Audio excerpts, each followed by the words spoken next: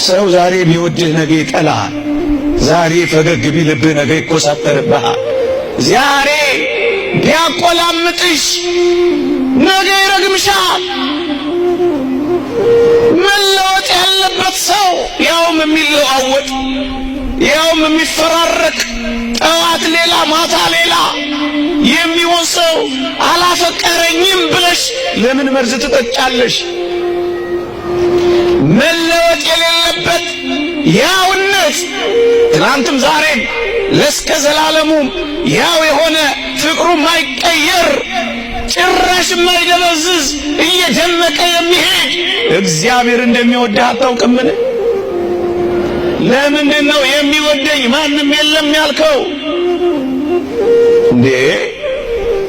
ደግሞስ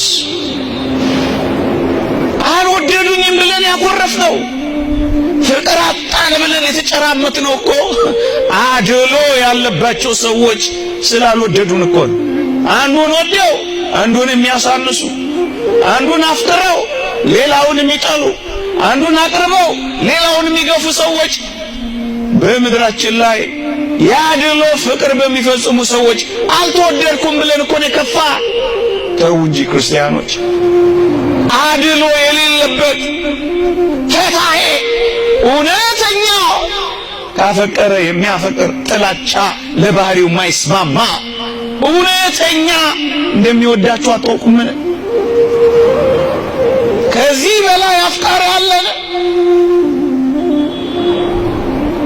እናንተ ጥቂት ነገር አልተወደድኩም ብላችሁ እኮ ነው ቤት ጥላችሁ የምትወጡት። ፍቅረኛ አጣሁ ብላችሁ እኮ ነው መከራ የምትበሉት፣ ራሳችሁን የምታንቁት፣ ፊት የምታጠቁሩት፣ አንጀት የምትልጡት፣ መርዝ የምትጠጡት፣ በማለዳና በከሳት ፍቅር የምትቀያየርባቸው እንዳየሩ ጠባይ እነሱን እያያችሁ እኮ ነው ተስፋ የቆረጣችሁት። በዘላለም በማይለወጥ ፍቅር ወድጄሃለሁ ያላችሁን አትስሙ።